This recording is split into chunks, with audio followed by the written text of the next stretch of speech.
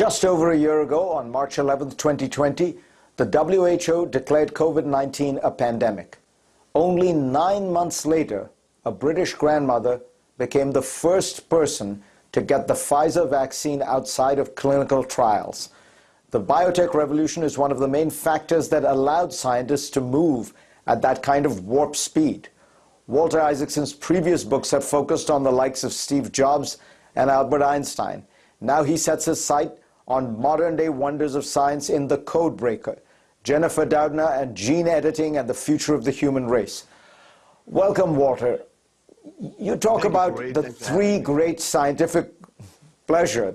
You talk about the three great scientific revolutions that have taken place really in the last 100 years. The first one, the quantum revolution, where Einstein and people like that help us understand what's underneath the atom. The second, the information revolution that helps us organize all information into bits and bytes. The third, the biotech revolution.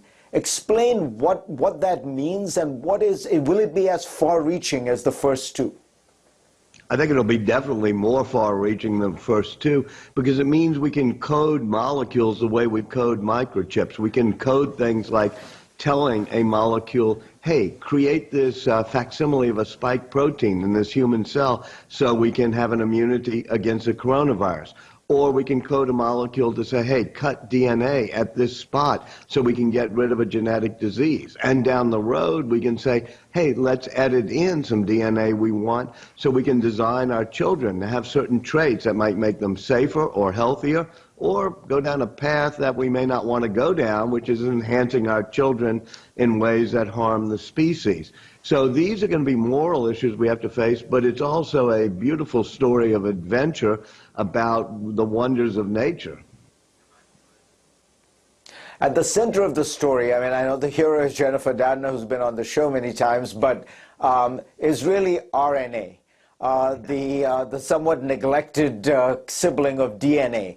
Explain why RNA, which is really the way human life began, the replication, why is it so important? And maybe use COVID-19 and the messenger RNA to help explain to viewers.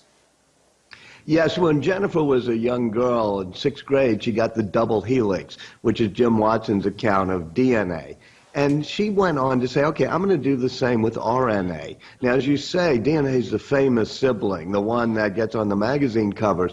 But RNA, you know, like sort of the siblings of famous siblings, is the one that does the real work. What RNA does is it goes into the nucleus of the cell, gets that genetic information, and acts as a messenger to bring it to the outer region of the cell where we create proteins, or every other cell in our body. And so with that messenger function, it's the one that says, hey, build this hair follicle, or this neuron, or this hormone. So it actually does real work. It doesn't just sit there in the nucleus curating information. And that's how we put it to work in order to do the Pfizer, BioNTech, and the Moderna vaccines, whole new types of vaccines. I mean, we've never seen vaccines like this, but they just reprogrammed the RNA and said, all right, tell our cells to build a tiny fragment of this spike protein that the coronavirus has. That makes it really safe, really fast. And here's a really important thing. It means you can recode it. If the coronavirus tries to evade us by mutating or having variants, as it's doing, and it gets much different, you just type in a new code, just as if you were cutting and pasting a document or reprogramming a website. So in a sense, what it has done is it has taken the making of vaccines, which used to be a kind of bespoke, artisanal process, right? You had to find a weak strain of the vaccine or a little piece of the spike protein and put it in, and it's turned it into, essentially what it's doing is sending an email into the body and saying, hey, this is what you should be looking for to fight. Exactly, Fareed. That's why we call it messenger RNA. And as you say, instead of having to sort of create in vats weakened forms of a virus and take 6, 7, 8 years, and there's safety issues there, you can just do this by typing in a new code. They did it in really 3 or 4 weeks when BioNTech, Moderna, and Pfizer were working together on it. And it shows that what Jennifer Doudna has done throughout her life is to say this miracle molecule of RNA can do two or three things. It can act as a messenger, as you just said, an email telling our cells, build this protein. It can act as a guide where you can attach it to an enzyme and say, cut the DNA right here. And that's called the CRISPR system. We borrowed that from bacteria. They've been fighting viruses for more than 1 billion years. And there's just so much more we can do to fight cancer, to fight genetic diseases, and to do detection technology so that we'll have these home kits that use this CRISPR technology to say, no, no, you don't have coronavirus, you have a strep throat. Or yeah, the cancer cells are resurging. Or even you're eating the wrong type of yogurt, your gut microbiome isn't doing well. And that'll bring biology into our homes, and Jennifer Doudna and her companies are working on this. It'll bring biology into our homes the way the personal computer brought microchips into our homes.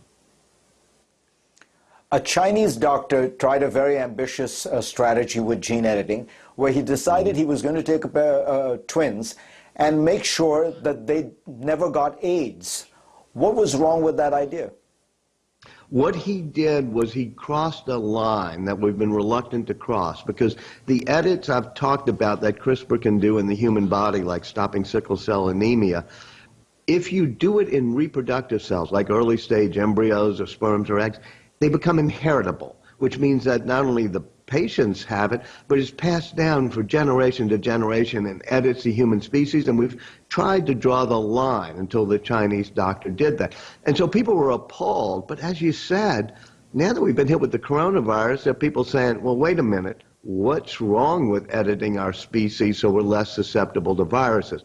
It's interesting, especially with Tony Blinken and Jake Sullivan meeting with their Chinese counterparts on Thursday, that the Chinese have now been working in this international group of scientists with Europeans, Americans, the British, and they've put that doctor in jail. They've made it so we don't do inheritable edits, and they're all working together internationally, especially the Chinese and the United States, on rules of the road for gene editing. So when Blinken and Sullivan are there meeting their counterparts, they're going to have a whole list of things that we're going to have to fight over.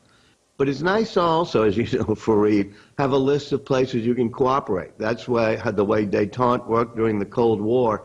And scientific cooperation on gene editing should be the top of that list. We've got 30 seconds, Walter. I want you to give the last word to David in your book, who had sickle cell anemia and was asked, would he like his genes to be edited? And tell us what he said. You know, it's a thought-provoking thing. He's doubled over with sickle cell, a 17-year-old boy named David Sanchez, whenever he plays basketball. And they say, hey, we can cure it in future generations. Your kids won't have it. And he said, that's great. And then he says, but maybe that should be up to the kid. And they say, why? He says, well, sickle cell, it helped forge me. It made me more compassionate. It made me more persistent. I had empathy for other people because I went through it. And so when we start fiddling with the human race, we have to make sure we keep those compassion and empathy, and that we don't sort of say, all right, we're going to end all diversity in society. I was so touched by that 17-year-old. I think he's the best bioethicist in my book. Walter Isaacson, always a pleasure to read anything you write. We will be right back. Thank you so much for